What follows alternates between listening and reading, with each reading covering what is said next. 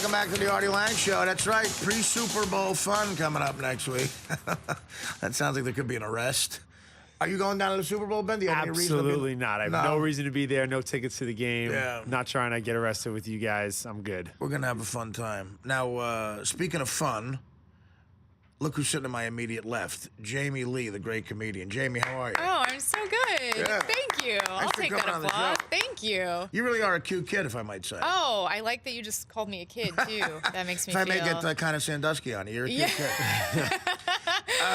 Well, I mean, so now, really, you seem so kind of...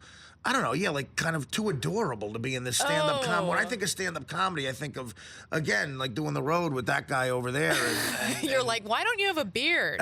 No, both, yeah, the only comics I know with beards are secret gay guys. Right, of course. You I'm not a secretly gay man. You're too kind of cute for this business. Oh, yeah, thanks. I mean, that's like a compliment. that. Thank you. It is. That's good. I like that. I like cute. You just told me during the commercial, though, that you started out in publicity. I did. When I graduated college, I was working in the publicity department at Comedy Central, right around the corner from here. Where'd you go to college? University of Texas in Austin. Oh, yeah. You're from Texas. Big sports school. See, I got a bachelor party coming up during Super Bowl weekend in Austin. Oh, that is going to be so fun. Is it? Oh, God. Have you been to Austin? Yeah, I've been to Austin. Oh, it's a good time. It's really fun. You know, a club I used to play is Capital City. It's yeah, a stand-up great club. comedy club. You ever been there before? I've been there. I haven't been since I started stand-up. I really want to perform there. Austin is something else, man. It's so fun. Yeah, You started really fun. I love how I say that like I'm sad. It's so fun. You started stand-up after the Comedy Central stuff, huh? I started stand-up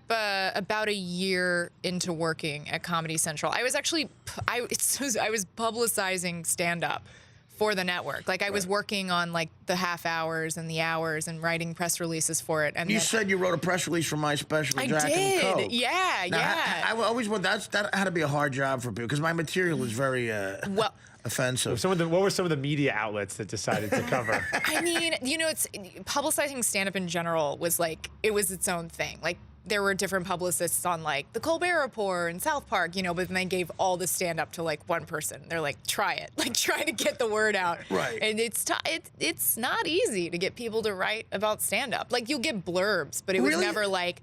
There was occasionally like the Times did like a roundup about New York stand-ups. Now, did that make you fall in love with stand-up comedy? Is that why you did it? You saw Jack and Coke and you were so enamored with the A lot of young comics will do that. Is this? Yeah. Yeah, you know, I think I always knew I wanted to do comedy, but in Texas, I didn't really know anyone who pursued the arts in general. Like everyone. Even in Austin? Because Austin seems like a very artsy town. I mean, it was like, hey, you want to go to like a performance space where people are like doing burlesque or something? And I was like, not really. Like, it was never like, oh, there's this awesome like comedy. You know, people would come through town, but it was never like, oh, what a scene they have here. In Texas, now they have a better scene. In Texas, it seems too like if you brought up anything artsy, people might think you're gay or something. Yeah, like now the Austin scene is awesome. Like, you know, a lot of people are coming out of Austin, and it's really... Bands, well, it was always good for bands. Yeah, but, amazing. Well, it's the live music capital of the world. Is it? Yes, they will not let you forget that. Gave the nickname themselves then? Yeah, they were like, we think we're the best. Is it okay to make this a national slogan? Okay, great. I beg to differ. I think my hometown of Newark, New Jersey is giving it a run for its money. You should check out the scene in Newark. Oh, okay. All right. If you like that kind of stuff. Oh, are there actually like bands out of? Yeah, I feel like New Jersey has like Asbury Park. Yeah. The home of Springsteen, absolutely. Yeah, I know. I was like, I know Springsteen's from around there. All right, I sort of know my New Jersey. Jersey. Being from somewhere and like a venue's being popular there are two different things. I feel. This is true. A little bit. This is true.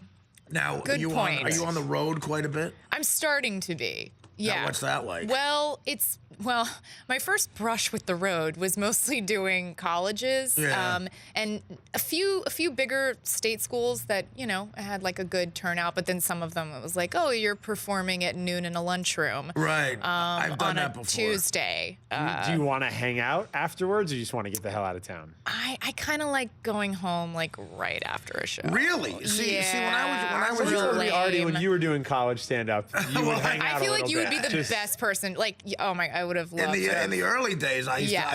very much so hung out afterwards. Yeah. right. And we, looking for broads and Yeah, stuff. but see, it's different. Guys are like, oh, like look at these like young co-eds. But For you don't me, have it's any- like, I have a boyfriend. Bye. You don't have any desire to hang out like after a show and Well, maybe party a little bit? One time, I think it was University of Arkansas, really, really nice student activity board. They took me out afterwards for food, and it was like cute. We went to a coffee shop, and they were like, "Oh, these are the dishes that are like really famous here." God, and I that is was such like, a- "Oh, that is such a look different at you." experience. It was so nice. It was like really lovely. They took you out and showed you dishes? They did. They were like, they actually, I'll never forget. I remember what I ordered. They were like, the chicken tenders are really good here. And I was like, that's the most college thing I've ever heard. Good with the ranch sauce have- when you're drunk yeah. afterwards. Yeah. Actually, came close to being addicted to chicken tenders. Chicken Introduced- tenders.